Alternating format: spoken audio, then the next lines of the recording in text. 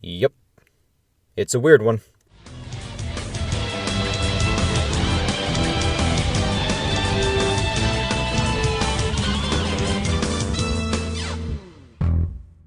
The Good Time Garden is a short free game on Steam that I came across because, someone thought it would be funny or something, I guess. Short being the operative word here. I'm pretty sure this review is going to end up being longer than the actual game. Also, my motion tracking editor refuses to lock onto this little dude's free-flying dick, so I had to manually animate this censored bar across just about every frame, so I really hope you appreciate the effort involved in that. Anyway, Good Time Garden opens...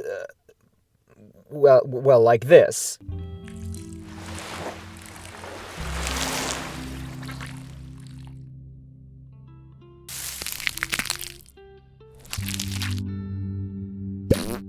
And it only gets worse from here, so buckle up, kids. The first portion of this game is spent just figuring out what exactly you're supposed to be doing. There's no tutorial to speak of, and I quit to desktop multiple times accidentally to see if maybe a control map would pop up if I paused the game. I couldn't, so it didn't.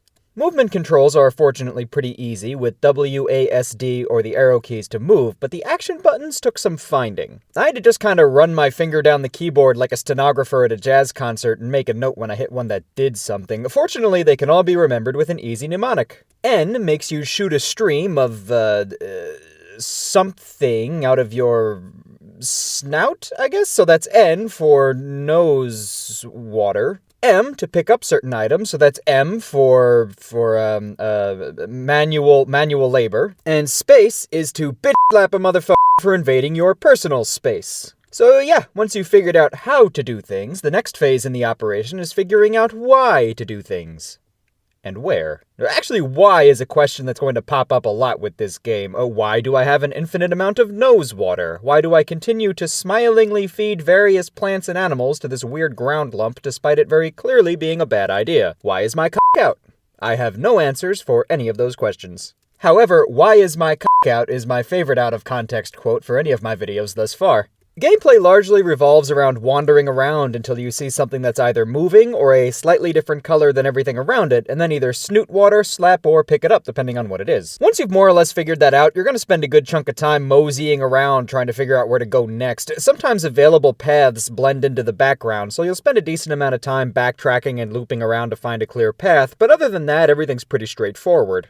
I like that the objective is always to bring something to this weird tumor thing, but how you go about doing that is different every time. It starts off innocently enough. You pick up a mushroom, toss it in its mouth, and then it, does this. Each time you feed the, thing, you get a little cryptic message that makes you feel a bit dirty, and then you're off to find the next thing to repeat the cycle. So by now I'm about 3 paragraphs into this review, and I haven't found a good place to put this, so I might as well just slap it right here. But this game has some of the best voice acting I have ever heard. That's not a joke. Characters talk in this game, either to ridicule you, or thank you, or just to remark on whatever it is you're doing. And the sound quality and line delivery is so good that it took me until the third character speaking for me to even clock that it was happening. It was like my brain short-circuited. Whenever I listen to voice recordings, I try to picture the person saying the lines rather than the character, and I couldn't do it. That's how well done this is. I have yet to play a AAA game that could pull that off. Oh, you've come to look at my bird eggs, have you? What do you want with me, a bird and my bird eggs? This is a free 2D half-hour game with a budget of 2 cups of coffee and a half-sucked Jolly Rancher. I have no idea who these voice actors are, but I could think of a few big publishers who could stand to have them on the payroll.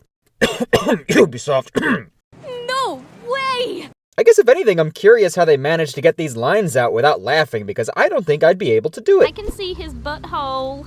I can see it too. We can see your butthole. Butthole man, butthole man, butthole man, butthole man, butthole man, butthole man, butthole man,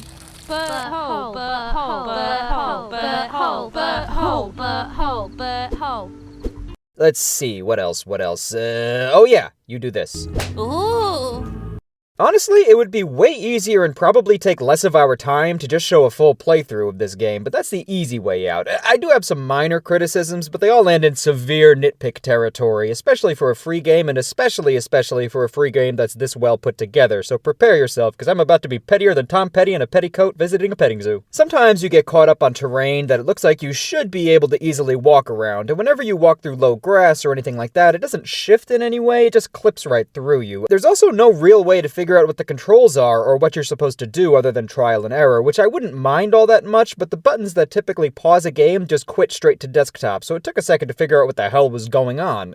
And not that I know what the hell is going on in this game anyway. Lastly, objects and characters that you can interact with have to be approached from the exact right angle or nothing will happen, so there were several times when I thought I was doing the wrong thing and ended up wandering around for a few minutes before realizing that I was just standing 2 pixels away from where I was supposed to be. Weirdly enough, this game reminds me of Dante's Inferno. The book, not the game. I didn't actually play the game, and I assume none of you have either. Everything is weird and fleshy, and you can't tell if any of the characters are suffering or enjoying themselves, and there's this bizarre undertone of decay and agony that I can't quite put my finger on. Like, look at this guy's face.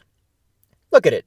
That smile hides a pain that words cannot and should not ever convey. Your character also seems hell-bent on destroying everything and everyone around him, but no one ever fights back or even acts like he might be doing a bad thing. They all just sort of roll with it like they're enjoying themselves as he steals their children and feeds them to some face growing out of the ground that gets a visceral pleasure out of eating them. Also, he has his cock out. There's something weirdly, lovingly animated about that little bobbing penis. About this game in general, really. I mean, somehow they managed to make a world made almost entirely of varying shades of pink look lively and vibrant, as long as you try not to think too hard about what the air smells like there.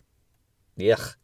I thought about it. Overall, if you like weird shit and want to spend half an hour making a face like you just accidentally opened a sketchy link from your weird coworker, then this is a must-play. It's free, so what have you got to lose besides your innocence? It's also free to subscribe for weekly reviews and more weird shit like this, so what have you got to lose? Besides a few brain cells. Anyway, thanks for stopping by. I'll see you next time.